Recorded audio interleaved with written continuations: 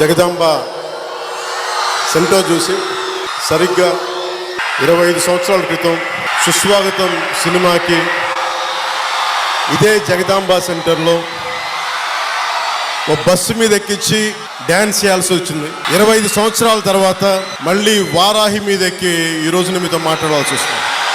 ఆ రోజున నేను పబ్లిక్ లైఫ్లోకి ఎందుకు వచ్చాను, నేను సినిమా నటుని ఎందుకు అయ్యాను, నన్ను నేను తిట్టుకునేవాడిని.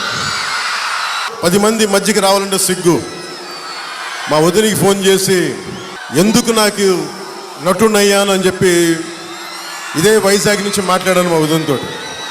అదే ఆఖరి సినిమా ఇంక చేయకూడదని నిర్ణయించుకుంటే కాలం ఎంత గొప్పది అంటే మీకోసం పనిచేసేలా ఇక్కడే నుంచోబెట్టి మళ్ళీ 25 సంవత్సరాల తర్వాత అదే జగదాంబ సెంటర్లో ఈసారి సినిమా కోసం కాదు, మన రాష్ట్రం కోసం, మన ప్రజల కోసం, మన సమాజం కోసం. ఈసారి నేను ఎవరికి కంప్లైంట్ చేయట్లేదు. పోయినసారి మా వదిలికి కంప్లైంట్ చేశాను, ఈసారి కంప్లైంట్ లేవు.